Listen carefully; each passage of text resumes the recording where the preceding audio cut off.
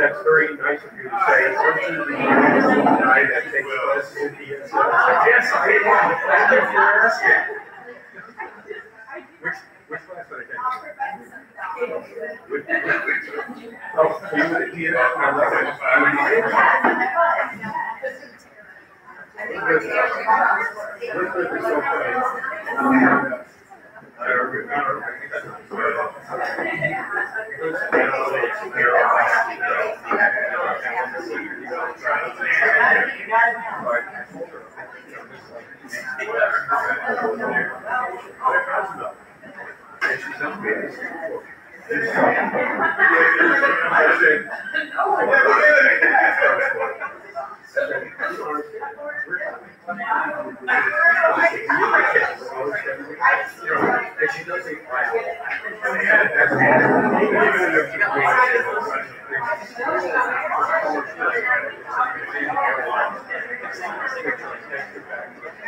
just ran into our first indigenous form of transportation.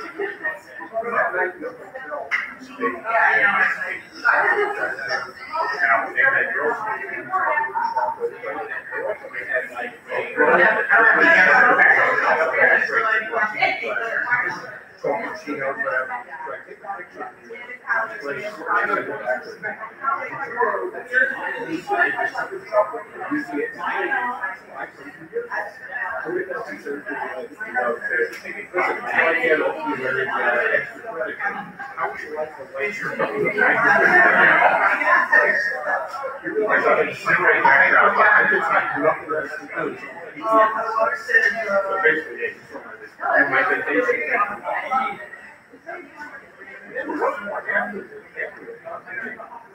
yeah,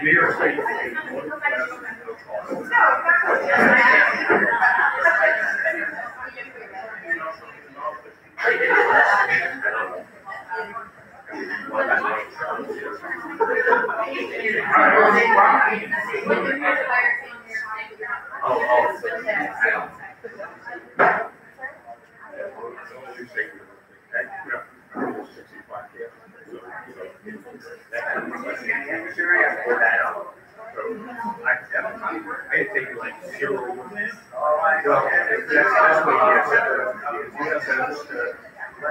Yes, that was one to say, oh, it's tuition free.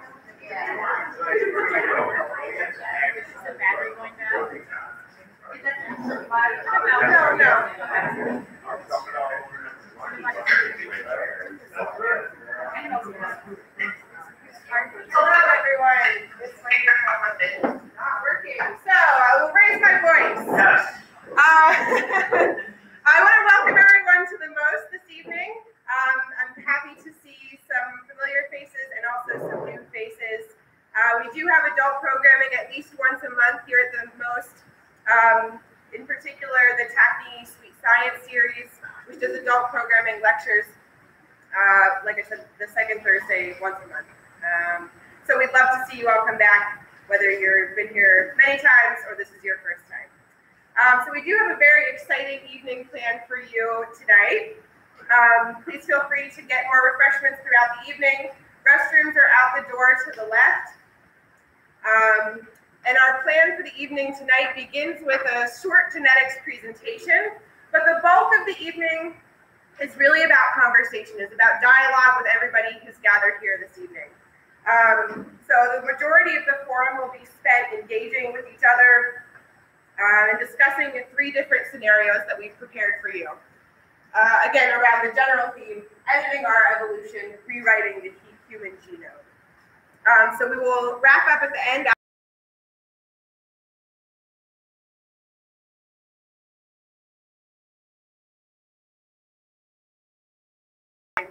Or didn't come to, I guess. So I want to get started by introducing our expert here. Angela Gage is our Director of Education here at the Most. She grew up in the Finger Lakes and studied biology at Binghamton University. And after working in horticulture, she earned her master's degree in education at the University of Albany. For 7 years, she taught high school science and genetics, was her favorite subject to teach. And the students were always very engaged, learning about the genetic disorders and that kind of thing. So that's a little bit about her background. We also want to welcome Kaylin Sitter, who is originally from Wisconsin, but is a recent Syracuse University graduate with majors in biology and anthropology. Since beginning her studies at SU, she's worked in research laboratories that work with genetics and given hundreds of tours to families who visit campus. Last summer, she served as a genetic counseling intern through Northwestern University's summer program and will attend Boston University for her master's in medical anthropology in the fall. She hopes one day to work as a genetic counselor who can integrate research surrounding genetic testing, technological impacts on reproductive health, and issues of healthcare access into clinical practice. So I'll talk a little bit more about the format of our discussion after the conversation between these 2 wonderful ladies. So to help me welcome them, thank you.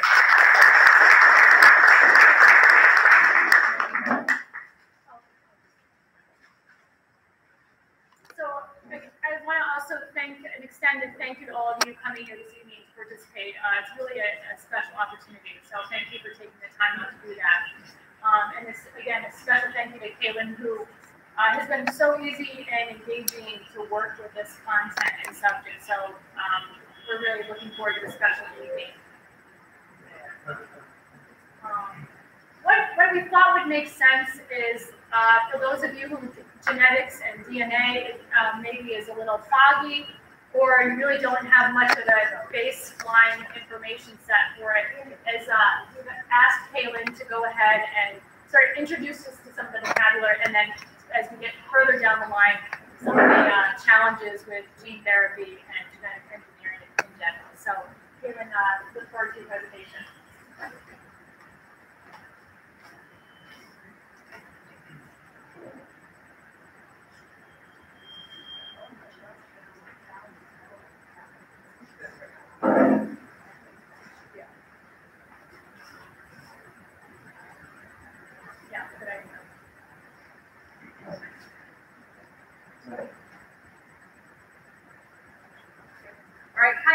Again, my name is Kaylin. I tend to be soft-spoken, so if all of a sudden you can't hear me, give me the old, yeah, like, Jenny play. All right, so what are genes? That's a great question. I'm glad you asked. So a little bit more about myself. I know I won't talk about myself the whole time, I promise. But positionality is really important when we have discussions like this. So as you heard, I just graduated, which is so exciting and also terrifying. I got degrees in biology and anthropology, and I have a vested interest in the field of genetic counseling. I also obviously love medical anthropology, which is how people study and interpret and kind of interact with health and healing and illness in their own cultures. So medicine in the West is one of those many different forms of health that I would work with as a medical anthropologist. That's me also in a tree, so that's cool. But I'm really excited tonight to get to know you and hear about your perspectives as well, because we're all coming from very different backgrounds and very different perspectives. So yeah, I want to hear from you as well. But let's get into it. So we're going to talk about, again, genetics, basic concepts in gene editing, and just what the human genome is as well. And then we'll get into the ethical issues and the case studies that we have. So what is DNA? You might remember the term deoxyribonucleic acid, and if you do, you're going to be the MVP on any trivia team you ever go on, so that's always a bonus. But it's basically the alphabet of any sort of DNA that you ever need. So it's the building block of life. It gives you the sequences that you need to be who you are. The 4 letters that DNA uses are T, A, C, and G, and it just so happens that you can spell a few words with them. My favorite one, though, is cat. Real talk, though, I do prefer dogs. Not to get political too early on, but I do prefer dogs. I apologize. So when I say the word cat, something pops up in your brain. I'm sure you're thinking of a beautiful little sweet kitten. I don't know, maybe. You also could be thinking of a tiger. No judgments either way. But something pops up into your brain. If I put that word into a sentence, the cat's ate food, that also means something to you. So a gene in your body could be putting a lot of these words that have meaning together to create something with a bigger meaning. That's exactly how DNA works. You're taking those letters, putting them into a particular sequence, and eliciting some sort of response or some sort of process to happen. It's kind of like a book. So I'm a huge nerd, if that's not already completely obvious, but I love reading. So one of my favorite things to do on a rainy day is to grab a book and apparently compare it to DNA. But a sentence, if you think about it, a word could be a DNA segment or just a piece of DNA. A sentence could be a gene that you've made by combining different levels of DNA or different kinds of words together. A chapter could be compared to a chromosome. So you have a lot of genes that are structured a certain way, they're aligned in a specific sequence, and if you take a sentence out of context, it may not always make sense. You kind of need the things around it within that chapter to really get a picture of what's going on. If you have an entire novel, that could be your entire genome. So it's every sentence, every chapter, every single word all together. That is who you are. It's a book of life. Now, the environment can act on that and can change how things happen or are expressed later on.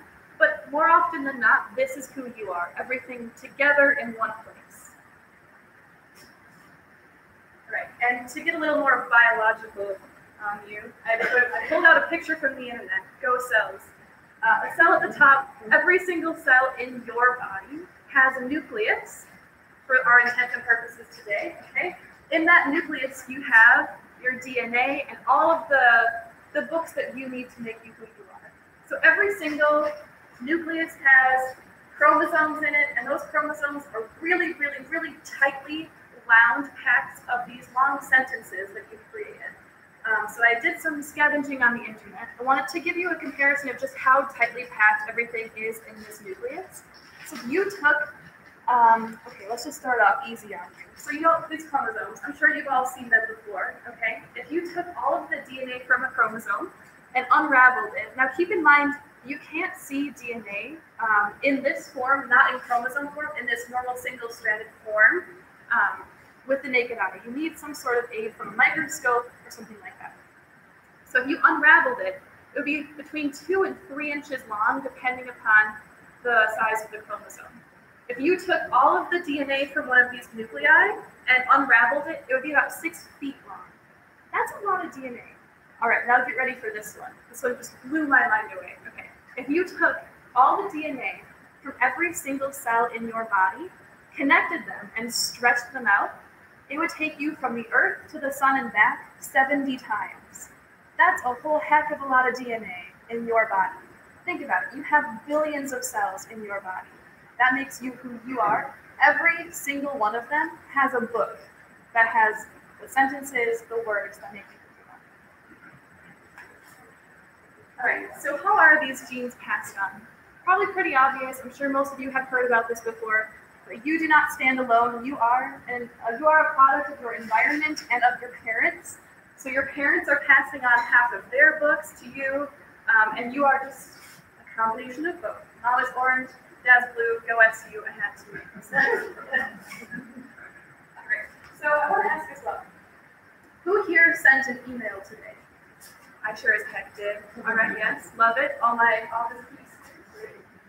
Alright, now real talk. Did any of them contain typos of any kind? If you're anything like me, they sure did. They sure did. Okay. So now that you know that there are 3 billion base pairs in your genome, okay, that's a lot, and that you have 70 trips back to the sun and back in your own cells in your body, you know that it's very possible for these changes or these typos to occur in your own DNA. All right, we're back to the sentence, the cats ate food. Again, you have an idea of what that means. I think it's all pretty similar as well.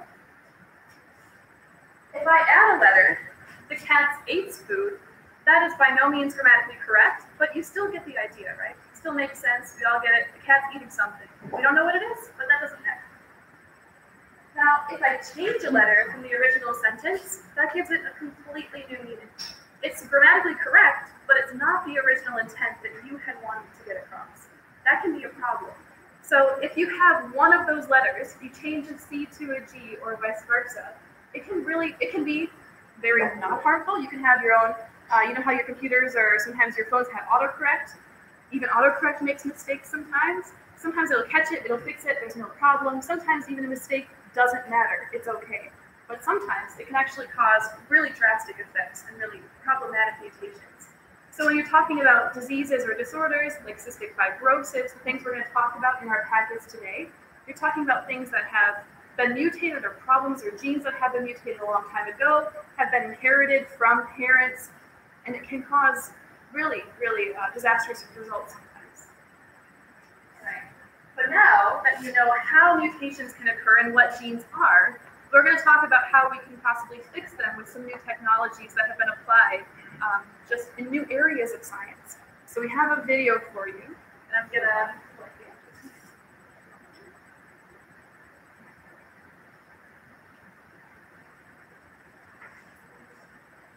We'll get this out.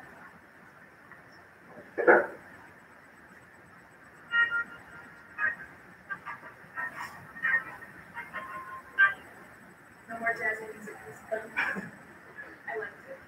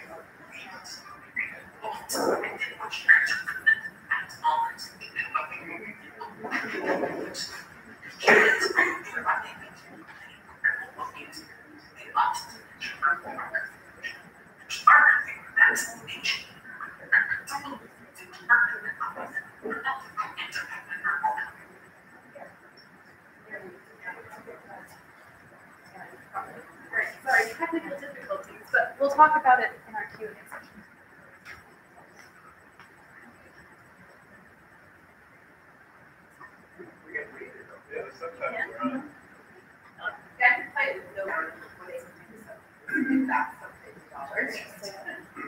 We're halfway through. Keep playing. It's a good video. I hope you like it. Thanks.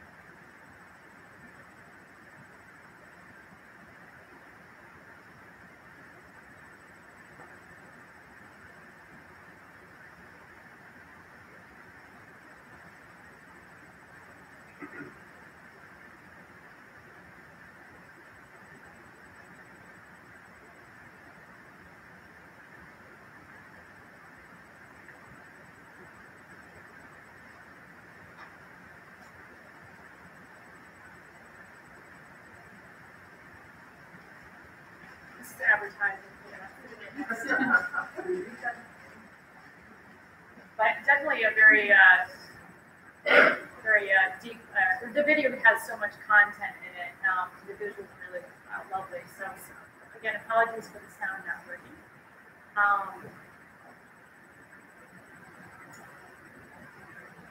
I think one of the things that they focus on in the video that just is always a little confusing is this CRISPR technology. Do you mind? Nope. Sort of reviewing for us what CRISPR is. Yeah, so CRISPR it's not a new technology by any means. It's been around for as long as we know, but it's been in bacteria. So it's new to humans, is a good way of saying it. So scientists have been able to use this naturally occurring process where they can use enzymes to recognize certain DNA sequences, so certain alphabet letters, spellings, certain words like cat in DNA. They can actually then cut it and remove certain segments of DNA that could be harmful, or replace it with something that could be potentially more beneficial as well. So it by no means new, but it's being used in a lot of new ways, which is very exciting. Bacteria uses CRISPR to modify its own genes, or the genes package? So it modifies its own genes. It's actually an immune response. So it recognizes, it's like vaccines for us. If you get a vaccine, your body then can recognize when the attacker comes up again later on. Says, oh, I know this. Now I can fight this off better. So we're just going to sort of start getting a little closer to the discussions that we're going to have at our group today. Before we just say, in your, your experience, Caitlin, how we as a society can really benefit from gene editing? So there are myriad ways in which gene editing can be used and can be beneficial to humans and the environment, for those who are environmentally focused. So it's completely revolutionized the way that genetics labs can work. It's now more efficient and a lot cheaper to actually change the DNA or change the genomes of some organisms if you're looking to do experiments. You can also modify crops. So for example, you can grow corn in a desert if you change some of its DNA and allow it to live in environments that are harsher. That would be really beneficial for people who maybe live in harsher environments. There are now, I think, scientists working on developing mosquitoes that cannot carry malaria, which is also, again, really helpful for people. And I know we'll get more to some of the ethical concerns later on, but it's also just really helpful as far as human health is concerned. So if you have someone who has cancer or leukemia, maybe they need a bone marrow transplant or some sort of donation of cells, with CRISPR, that's not necessarily necessary anymore. You can take that person's own cells, take them from their body and modify them. You can then put them back in their own body, and that can help treat whatever they have without having to worry about their bodies rejecting someone else's cells, which is always a high risk, especially if they're on a lot of drugs that can mess with their immune systems. And it can also eliminate the fact that people have to wait for certain transplants or transfusions. So it can be very helpful. So without a doubt, there are a lot of benefits for our society and for different people, different cultures. How about some of the challenges with gene editing? And so gene editing, as far as the challenges go, I mean, obviously there are a lot of ethical considerations that scientists need to work around, but it also can be difficult in terms of when you're trying to figure out what you want to work on. It can be hard to get. I think there's some research been done on human embryos, and so that can be difficult finding research labs that are okay with that being done. It also can be difficult to target specific genes if you don't know their sequences. So you need to know exactly what you're looking for in the genome before you can actually use CRISPR. Otherwise, it can have off-target effects and cut DNA in places you don't want it to cut. Also not good. So gotta put up some barriers there too. And how about even like access for these therapies for equal access? How would you see that as a challenge? Absolutely. So in terms of equal access for therapies, it gets very tricky very quickly. So if you are talking about modifying human embryos, maybe to get rid of a gene for a certain heart condition, that's very possible. There have been none that have been implanted and grown to be fully grown humans yet. But usually when you're talking about modifying human embryos, in order to modify them so that every cell in their body has the genome that you want it to have without the harmful gene in them, you have to get to them when they're very young. And to do that, you need to go through the process of in vitro fertilization, which means that you're extracting eggs from a woman and sperm from a man and combining them in a laboratory petri dish. Again, that has its own ethical concerns along with it, but that process is very expensive. And so you're looking at a lot of usually white, usually upper middle class people who have access to that treatment. And so that already can drastically affect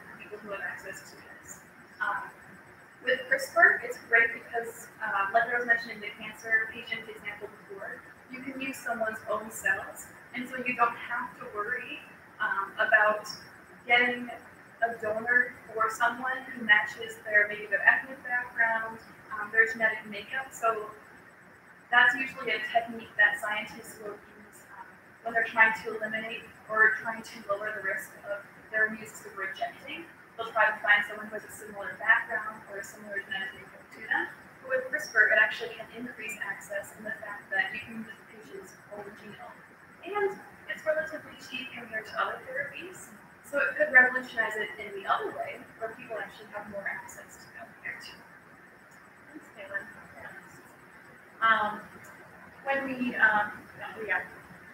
So just a quick question, similar to that one. Does this technology exist in all countries, or is it like is that in everybody, North Korea, everybody doing this, or just a few countries that have access? Yeah, that's a great question. So the technology, as far as I'm aware, exists in every country. There are different restrictions on it in every country, though, and I'm sure there are maps that you can find online. So, for example, as far as the U.S. goes, I don't believe we have restrictions, necessarily legislature saying you cannot do certain things with CRISPR. I think it would be bad for a lot of business for companies if they did, for example, modify human embryo and grow it up. But I'm thinking that they must have, I'm sure there are different rules as to what you can and cannot modify. So I would say most countries probably wouldn't have a problem with modifying a plant gene necessarily, but it could be a little trickier when you talk about different model organisms. In our scenario, the first one, we're going to talk a little bit about gene therapy and enhancement. So can you just help us, understand gene therapy? And you don't have to open your packets, and if we're almost done with the questions, and then we'll get right into the packets. But I just think it's helpful to sort of distinguish between gene therapy and enhancement. So if you can help us, Caitlin. Thanks. Absolutely. So gene therapy is most likely so gene therapy is when you're targeting certain sequences of DNA to alter their structure or their function to give someone the optimal, to give them better function or what we consider normal function. So it's taking something away that's harmful and making it normal or giving them sort of an equal playing field. Gene enhancement is often what people think of when you're thinking of like designer babies, where it's taking a non-pathological human trait, so something like height, which is not possible right now, but let's just go with that for an example. And maybe you're saying, oh yes, I want someone who's taller. It's taking something that really doesn't affect health in any way and making it optimal or better or stronger functioning than it would have been. So that's again where that debate can come in. And right now, therapy or therapeutic uses are the only applications that we have for CRISPR in human embryos. And again, those are not being developed yet. So it's sort of a little sticky, but enhancement is, we're not really there yet, but definitely people are dreaming of, right, enhancements.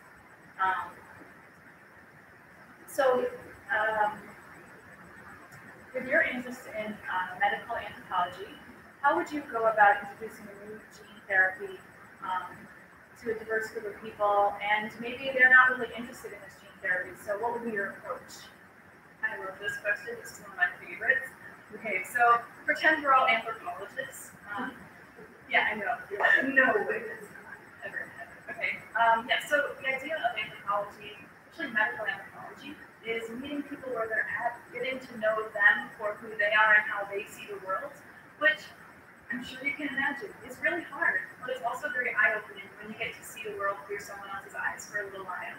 So, especially when you're dealing with things like CRISPR and you're talking about gene editing, when I'm talking about reproductive health with someone, those are very sensitive subjects. So, you need to know what their definitions of health and illness are. So, if someone sees health a certain way, telling them that CRISPR would change their version of health to make someone in their eyes sicker, that's not good. That's not going to be helpful. So, you need to really get those definitions down, meet them where they're at, and then use terminology that people understand.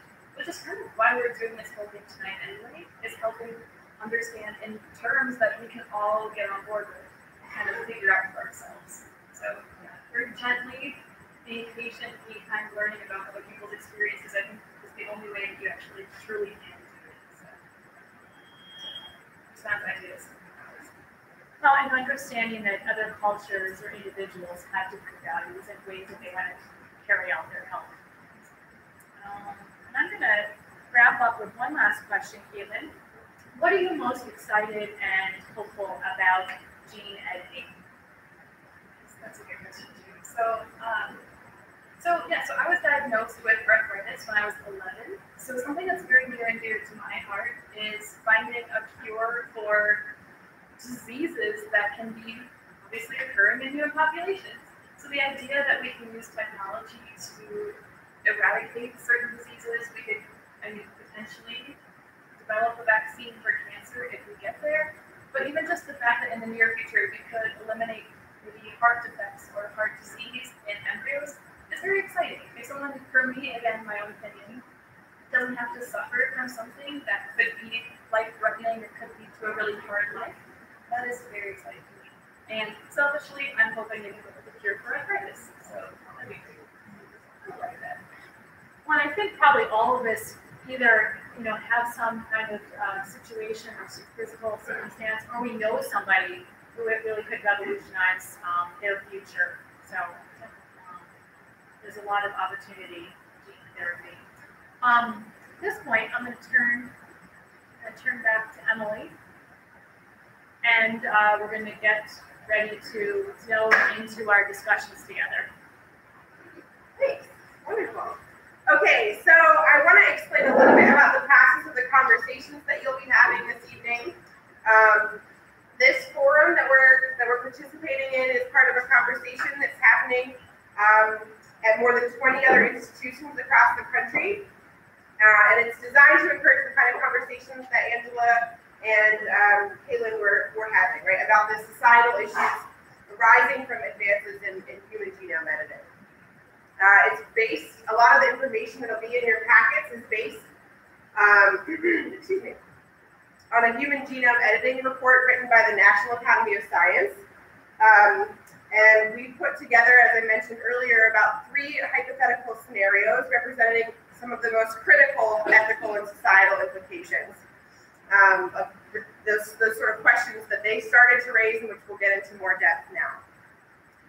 You'll discuss the line between therapy and enhancement, issues of equity and access, which sounds like some of you are already interested in, and the difference between editing your own genome and editing the genome of an embryo that could pass the changes down through generations. The treatments described in the packets don't currently exist on the market. So that's one thing for all of us to remember. Some of them are likely to be available soon, but while others are farther off, right, farther to the future. But we hope that by working through and talking through these situations together and with your groups, that you'll have a chance to share your thoughts about issues you haven't considered before, or maybe that you have, but we can get some fresh perspective in there by doing it as a group. So a little bit about the process. There should be an instruction sheet on every one of your tables. And you should also have an individual packet. And that front page of that packet is the instruction sheet. The next few pages of that packet have the scenarios that you'll be reading through and discussing tonight, as well as the questions that we'd like you to talk about together and answer. So please be filling those sheets out as you go through, and then we'll be using your answers along with the answers of all the other locations that are participating in this forum to help give scientists a better sense of how people feel about the issues surrounding human genome editing. So the second to last page of your packet has an optional demographic survey that you can fill out at the end of the forum if you choose, and we can talk about it a little bit more at the end. But this survey will help the scientists understand how people are thinking about human genome editing with relationship to certain demographic trends. And the last page in your packet has some supplemental information which you can refer to at any time during the conversation if you want more information about the diseases, treatments, or other issues that are described in the scenarios within. finally, your table should also have a set of group answer sheets. Some of the questions tonight ask you to come up with an answer as a group and write that answer on one of the sheets instead of in your individual packet. So if there's a group answer, you want to put that on your group answer sheet. And you may, but you may, yeah, thank you. And you may want to elect a note taker for this purpose. The last part is the share out. So at the end of at the conclusion of our forum, one person from each table will have about 30 seconds to share the most interesting thing that came up in their discussion. You know, you shouldn't feel pressured to sort of cover your entire conversation, but we're just interested in something that surprised you or something that kept coming up in your group that you kept returning to. Those are the things that we're kind of interested in, whether it's controversial or just simply interesting. So this is what the scenarios look like. That's the demographic survey. Again, all this is in your packet, and then the supplemental information that I mentioned at the end. You might, people might want to rip off the information sheet, the back one, so you can feel free to do that. And so all the instructions that I've been mentioning here are listed also on your instruction sheet, so you can refer to them. I also just want to take a short moment to remind everyone of what we're sort of agreeing to by coming together here as a group. And that is something that Kaylin too sort of hinted at, right? To be patient with each other's stories, to respect each other's opinions and ideas, to not speak over each other, to listen carefully to each other, to recognize that you can disagree with someone, and that's okay. To sort of participate in the discussion as much as you're comfortable with, but still give everyone a chance to speak, right? These are the general principles that we're all sort of agreeing to by being here today. So we ask that you sort of respect those as much as possible. Okay, so the first scenario that you have in your books, in your booklets, has two parts. The first part will ask you to put yourself into the position of a parent in the not too distant future, where human genome editing has allowed for a cure to Duchenne's muscular dystrophy. In the second part of the scenario, you'll consider a more distant future where technology allows us to enhance physical abilities. For this and the rest of the scenarios you'll be discussing tonight, because the treatments don't exist yet, as I mentioned, we don't know exactly how severe or how frequent the risks will be. But for the purposes of the discussion, we ask that you assume that these treatments have been approved by the FDA and that the known side effects and risks are in the same range as the traditional treatments. Nobody can know for sure when treatments like this will actually exist or will reach that level of safety. But if you want to get a rough sense of how far in the future these treatments may be, you can look at the timeline that's at the back of your supplemental information sheets. Angela also made this suggestion that you might want to tear off that information sheet so that you can refer to it more easily as you're all having your conversations. You're, of course, welcome to do that. So we'll have slides up that keep track of the time as we go through the discussion. If your table runs into any issues, you can raise your hand, and one of us will come over to help. Our speakers will be available to answer questions. And I think this is a pretty diverse group of conversants. So there may be some experts peppered throughout as well. So are there any questions before we begin with our first scenario? Okay. Well, with no further ado, let's get started with reading the instructions and introducing yourselves at your tables.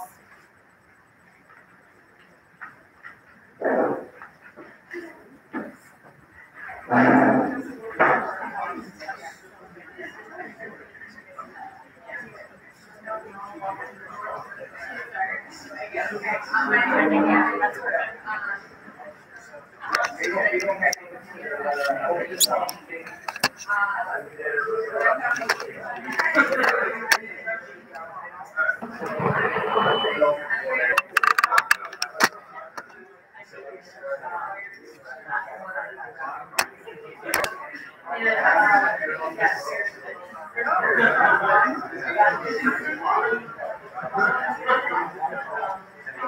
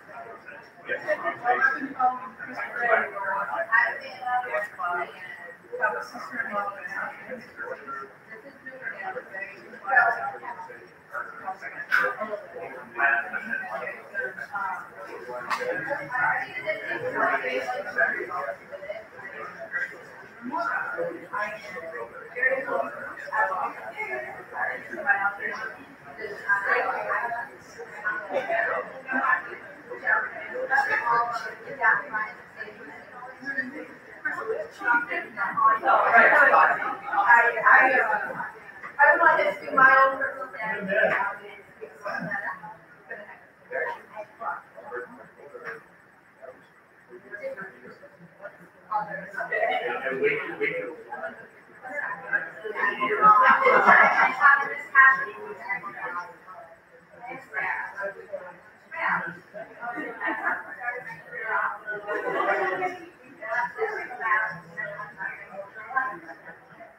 So I started studying Brazil, and I got it.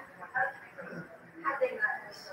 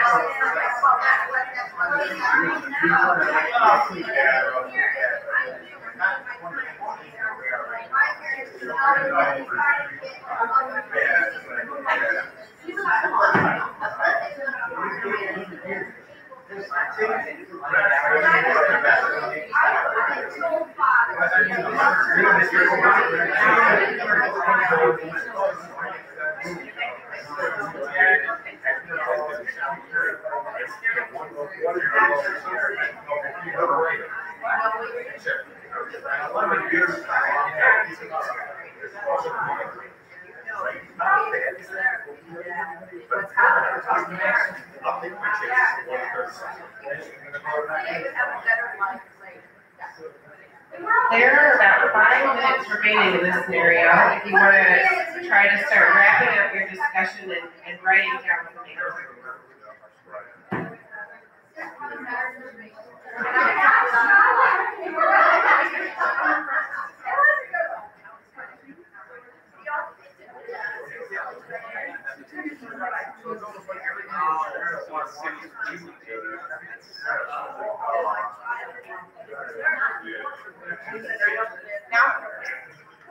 Now, that we need to make a time announcement.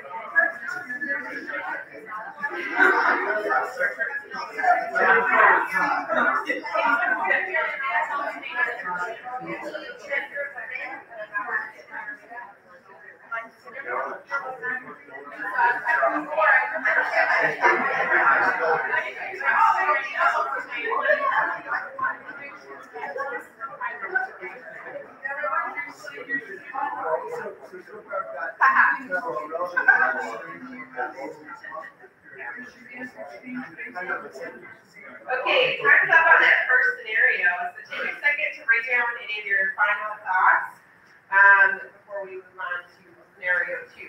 They do get progressively shorter also. So this was the longest scenario. And then they'll get, as I said, increasingly shorter. So in this next scenario, we'll be asking you to think about issues of equity and access. those issues that may come up as more gene therapy is developed. So to start out the scenario, you'll be putting yourself in the shoes of a person living with sickle cell disease and thinking about whether you would want to use a gene therapy if you had access to it. And then you'll be discussing who should be responsible for providing access to potentially life-saving gene therapies for people who want them. So you can have someone start reading scenario 2 now, maybe grab some water or other chips or things like that, but we'll start the clock on this next scenario.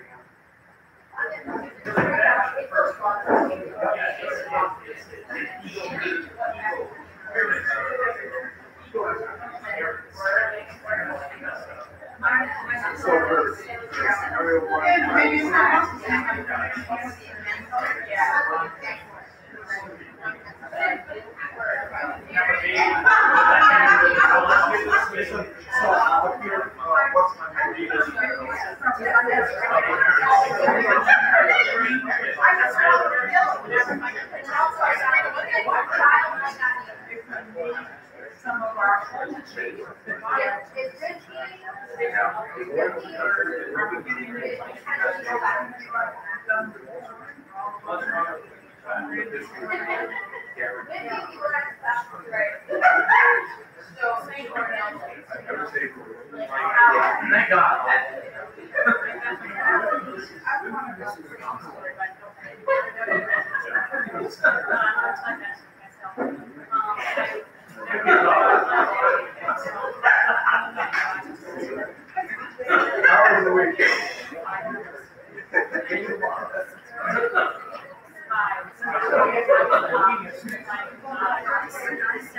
Yes.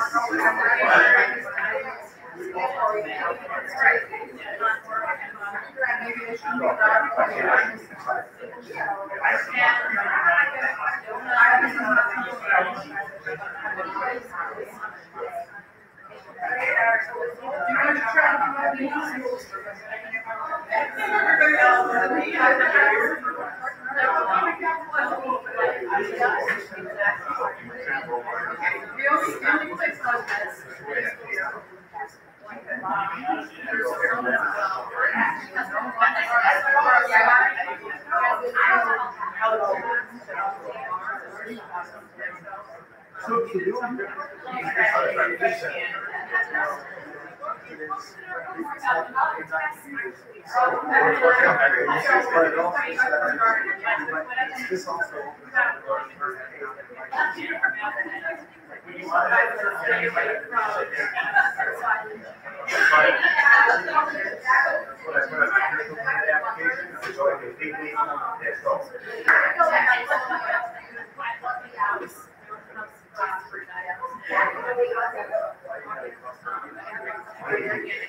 yeah, I don't know what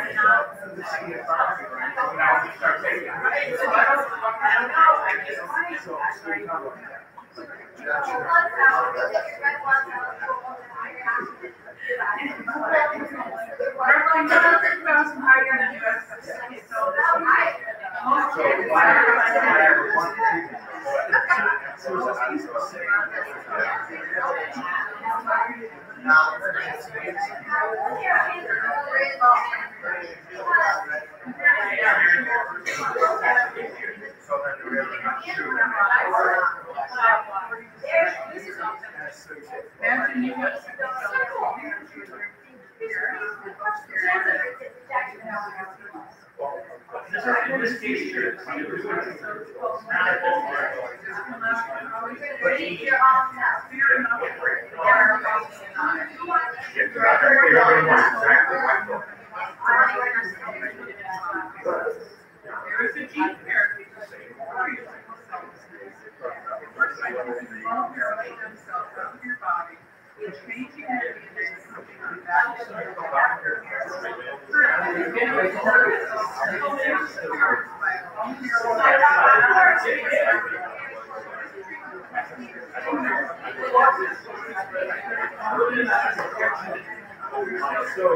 so I guess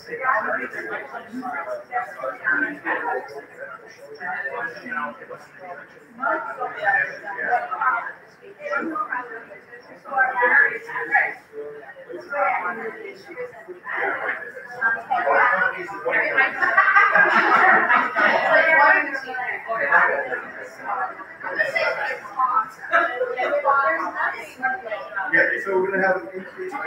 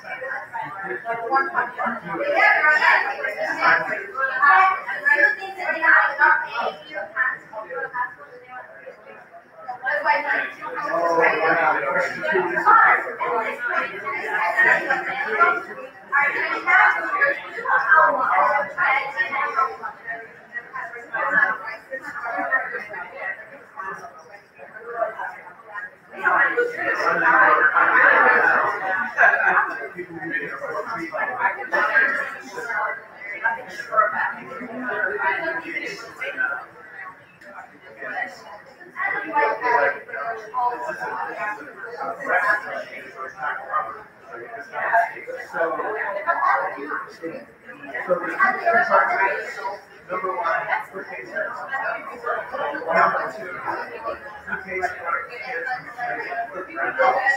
we have a feeling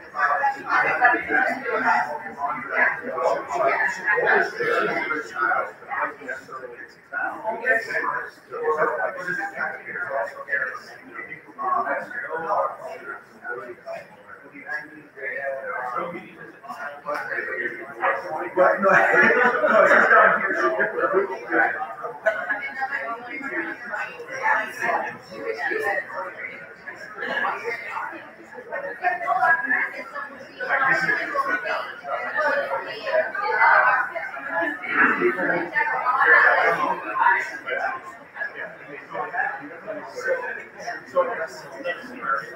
That's the question.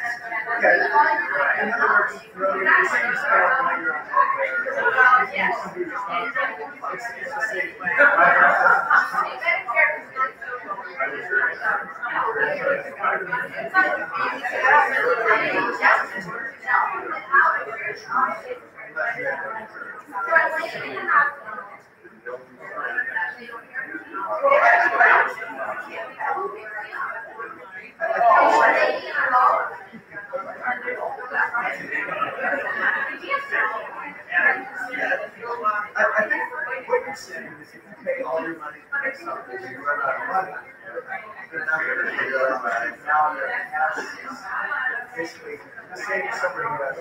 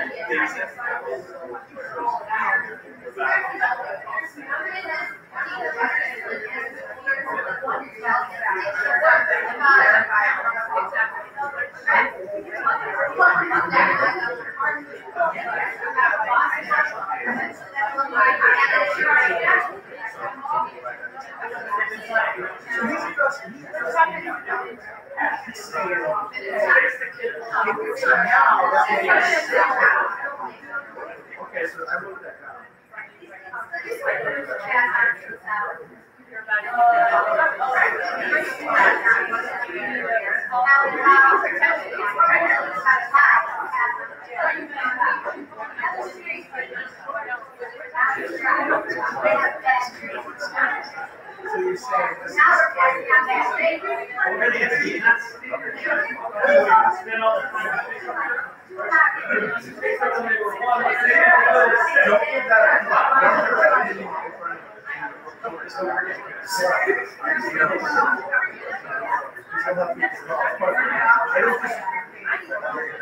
So you're saying this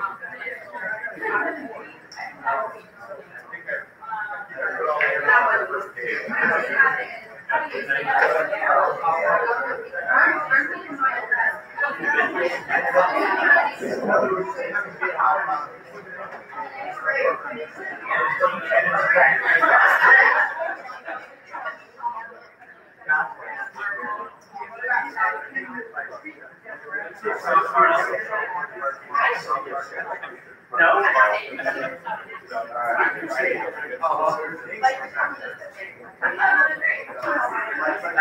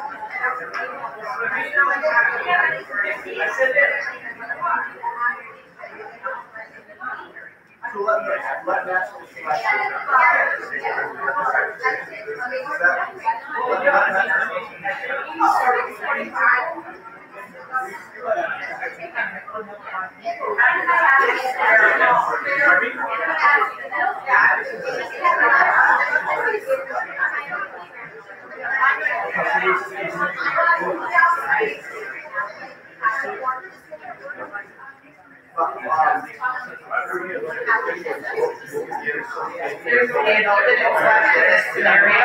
You want to start wrapping up your discussion and writing your worksheet.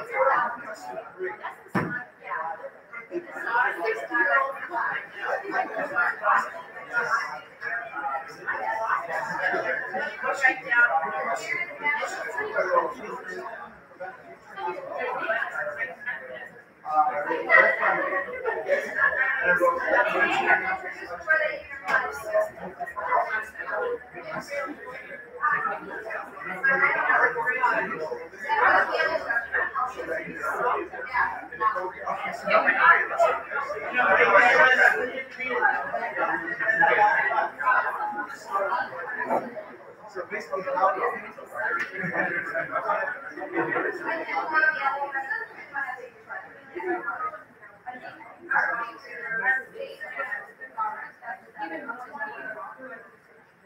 I don't necessarily, but I don't think it's that problem.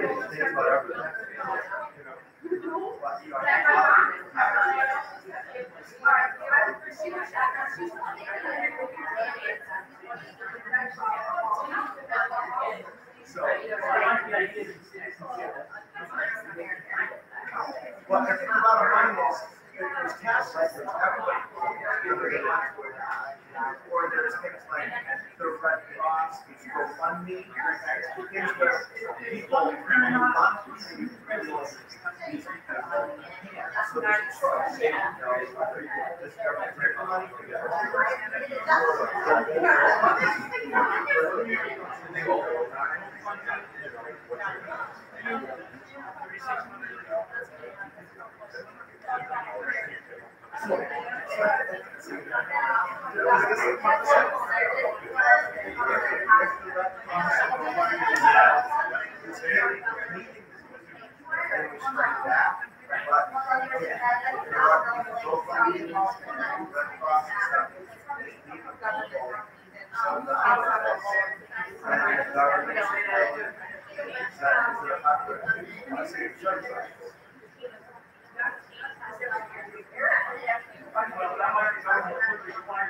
I'm not asking for consent.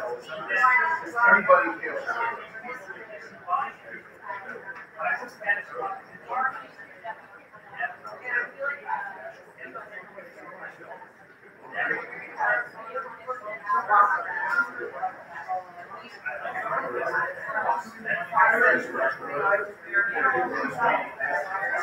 So something about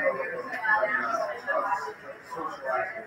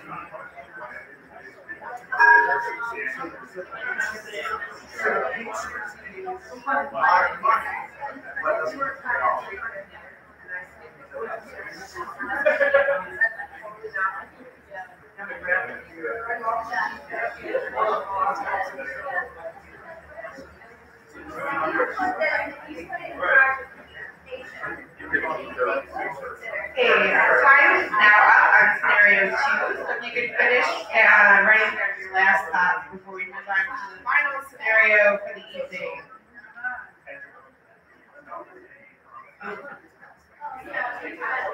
So our next scenario brings up an important consideration when we talk about editing the human genome.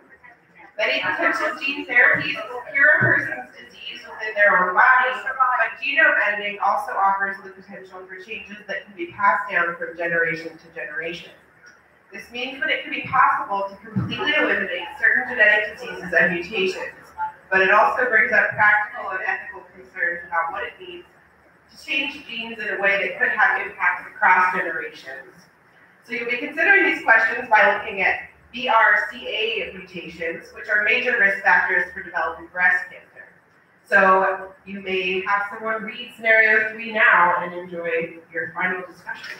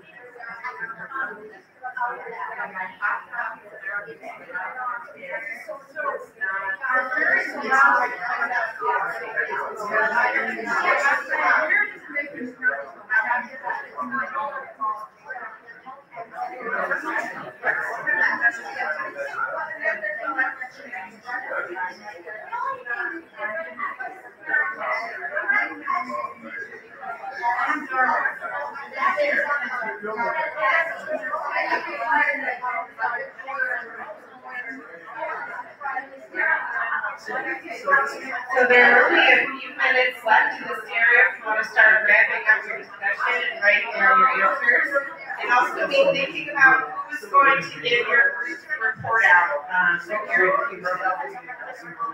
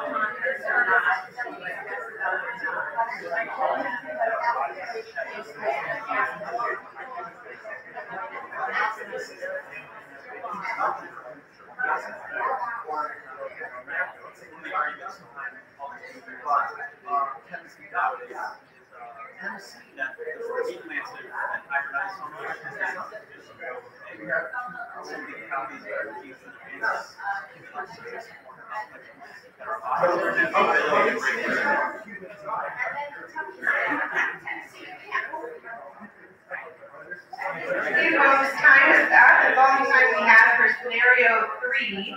So please finish recording your thoughts, and we're going to do our group report out. So you want to make sure to choose the person to give your group wrap up.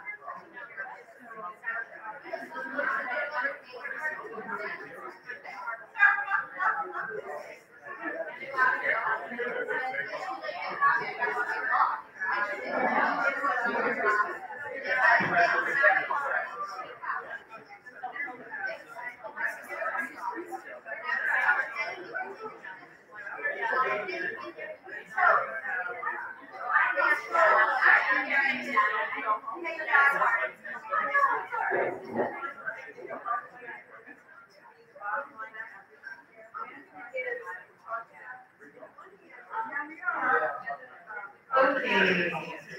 Is there any group that would like to give their report out first? Be the brave first.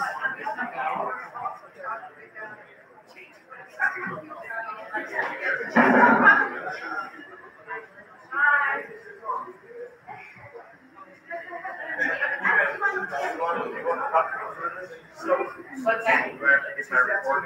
Yeah. For just 30 seconds. What's all right, so we're going to start with the wrap-up. Group 5. Bill is going to give his group's report out here. First grade candidate. So he's just going to tell us for about 30 seconds to a minute some insights from his group. The biggest assumption is that what I wrote is coherent. You can just give a general sort of, you can do it however you want. So for scenario 1, question 1, our group pretty much thought yes, as long as it's restoring the normal genetic material, we would go for doing that. Challenge. The motive of the money is not an option, then what is the limit? If money is not an option, where are the limits? Good question. Scenario 1, part 2. Is it not necessary or ethical to treat a healthy child?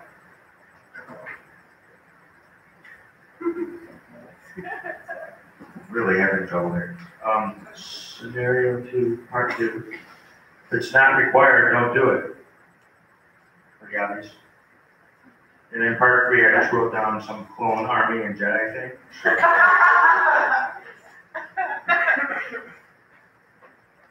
Scenario 2. Money were not an issue, would we treat more sickle cell? Absolutely, we would. Question 2.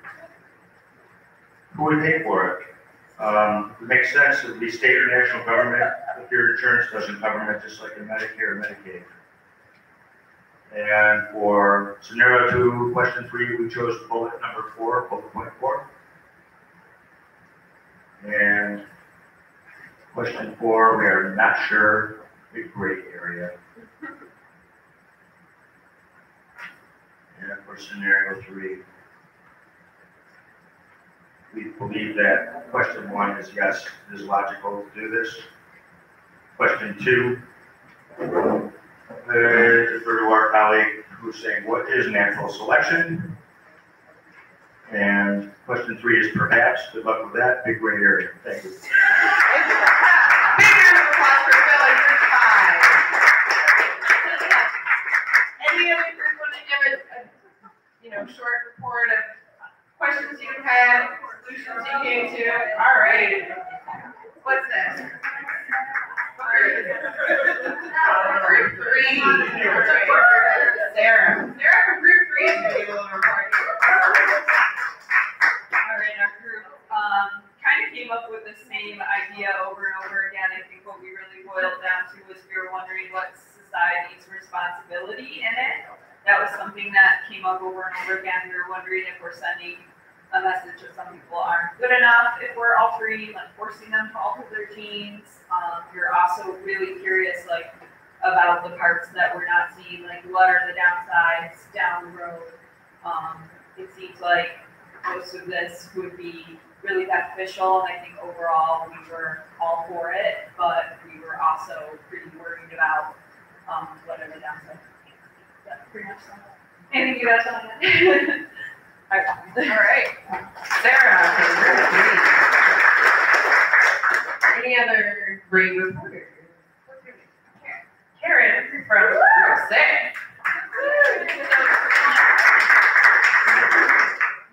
Similar to Sarah's group, we had a lot of the same discussions. We were most for a lot of this when it was personal choice, if it was the person making decisions for themselves. Where we got into more gray areas was if it was parents deciding for a child or people deciding for a child who was too young to decide for themselves. We talked a lot about different reasons why we were kind of all in the same mindset. We have a lot of the same background, college educated, more on the liberal side. So we're trying to think outside the box about what people not in our shoes would be thinking, like lower income people or people with religious beliefs and restrictions. We also, similar to the other group that we talked about, we don't actually know what a lot of the side effects would be and the risks of it, so we were talking a lot about that as well. Anything else?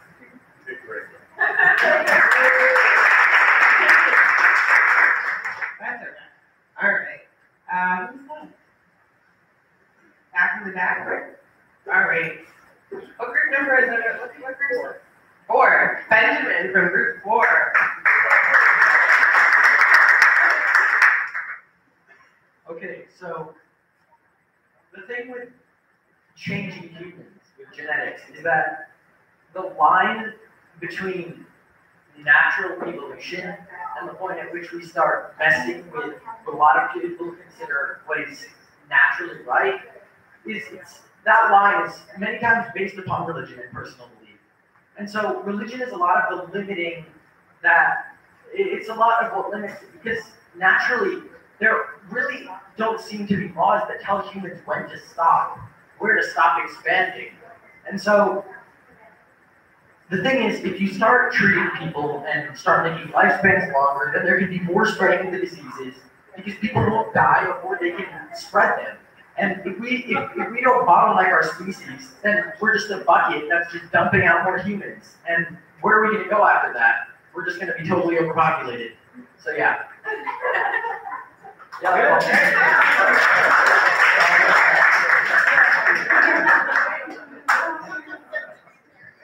Drew, you're Group 1.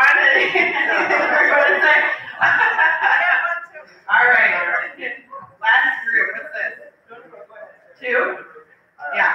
So, I mean, in general, we had a lot of the same solutions. And if we fix everybody's disease, then nobody's going to die. And the other things that are non-genetic kill people start happening. As far as the equity thing, we thought, well, if we can do it, just do it. We weren't all weirded out by the whole science, Dr. Frankenstein things to fix it. As far as societal responsibility to fix things that others can't afford, there's kind of if many hands like work. If we all contribute a little bit, it'd be great. There was concern about people just more or less freeloading is not the right word, I don't think, but people who just we thought that if you want these miracles, you should at least have some skin in the game. have to contribute a percentage of your income so that it wasn't just, yeah, I'll just get this and I won't appreciate it. Is there anything else?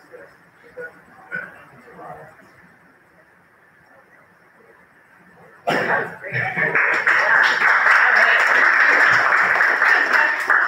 Okay, so thanks to all of our great reporters, and also we should all give ourselves a round of applause. You've been here today, you're all having important conversations, making new friends, keeping the old ones. So let's give everybody a round of applause for joining us today.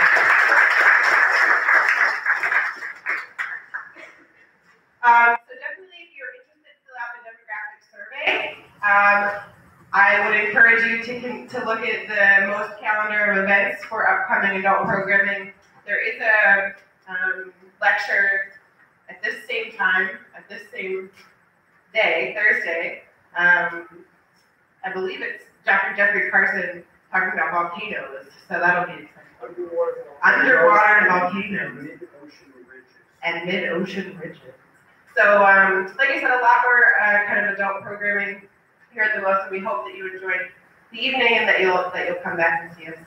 So, thank you again.